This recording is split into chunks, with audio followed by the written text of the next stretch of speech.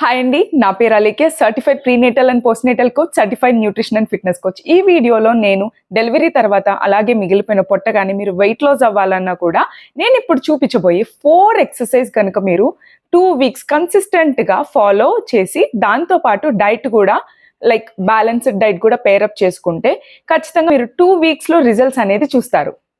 First one వచ్చేసి lying diaphragmatic breathing. మీ back అనేది arch ఉండకూడదు, కొంచెం ఫ్లోర్కి టచ్ అయి ఉండాలి.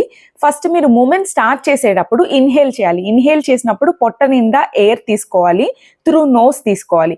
ఎగ్జేల్ అంటే ఎగ్జేల్ విత్ మౌత్ అన్నమాట. మౌత్ ద్వారా, మన నోటి ద్వారా గాలినంతా వదలాలి. ఇక్కడ ఇంకొకటి గుర్తుపెట్టుకోవాల్సింది ఏంటంటే ఎన్ని రెపిటేషన్స్, ఎన్ని టైమ్స్ చేసామా అనేది కాదు ముఖ్యం.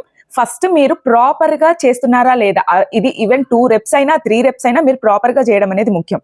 మీకు ఇంకొక క్యూ ఏంటంటే మీ రిప్స్ ఉంటాయి కదా, అటు ఇటు 2 హ్యాండ్స్ పెట్టుకోండి. హ్యాండ్స్ పెట్టుకొని ఇన్హేల్ చేసి పొట్టని బాగా పొట్ట లోపలికి గాలి తీసుకోండి. ఎక్స్హేల్ చేసేటప్పుడు మీరు ఏమందంటే రిప్స్ ని మీ అంబ్రెల్లా లాగా ఇమాజిన్ చేసుకోండి. అంబ్రెల్లాని మీరు గాలి వదులుతూ ఓపెన్ చేస్తున్నట్టు ఫీల్ అయినప్పుడు మీకు రిప్స్ అనేది కదలడం తెలుస్తుంది.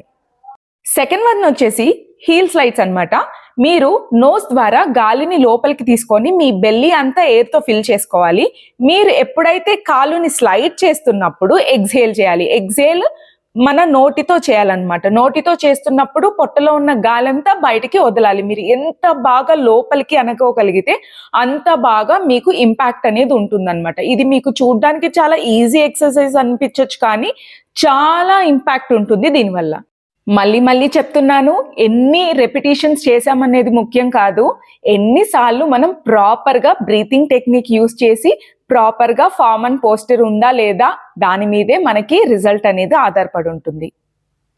థర్డ్ ఎక్సర్సైజ్ వచ్చి గ్లూట్ బ్రిడ్జెస్ అన్నమాట. ఈ గ్లూట్ బ్రిడ్జెస్ వచ్చేసి మన గ్లూట్ మజిల్స్ మీద టార్గెట్ చేస్తుంది. గ్లూట్ మజిల్స్ ఎందుకు అంత ఇంపార్టెంట్ అంటే మన పాస్చర్ కరెక్ట్గా ఉండాలన్నా, మన బ్యాక్ పెయిన్ ఏదన్నా తగ్గాలన్నా కూడా ఈ గ్లూట్స్ అనేది టైటన్గా స్ట్రెంగ్తన్గా ఉంటేనే మనకి బ్యాక్ పెయిన్ అండ్ మన పోస్చర్ కూడా బాగుంటుంది.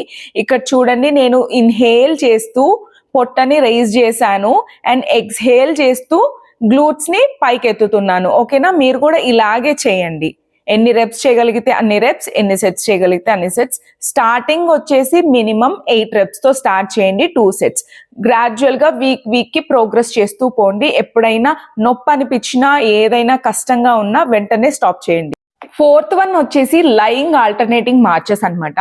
మీరు సేమ్ లయింగ్ పొజిషన్ లో పనుకొని ఒకసారి రైట్ లెగ్, ఒకసారి లెఫ్ట్ లెగ్ మార్చెస్ చేయాలి. ఇది ఎలా అంటే ఫస్ట్ మీరు inhale through your nose, belly expands and exhale చేసేటప్పుడు మాత్రమే మీరు మార్చ్ చేయాలంటే మీ left leg or right leg, ఏ లెగ్ అనుకుంటే ఆ లెగ్ మీరు లిఫ్ట్ చేయాలన్నమాట. ఇన్హేల్ చేసేటప్పుడు మూమెంట్ ఉండకూడదు, ఎక్స్హేల్ చేసేటప్పుడు మీరు మార్చ్ చేయాలి. ఇవన్నీ బిగినర్ సేఫ్ వర్కౌట్స్ అన్నమాట. డయాస్ట్రిసిస్ రెక్టై ఉన్నా కూడా, లేకపోయినా అంబ్లికల్ హెర్నియా అయినా, ఇవన్నీ సేఫ్ వర్కౌట్స్, మీరు హ్యాపీగా చేసుకోవచ్చు.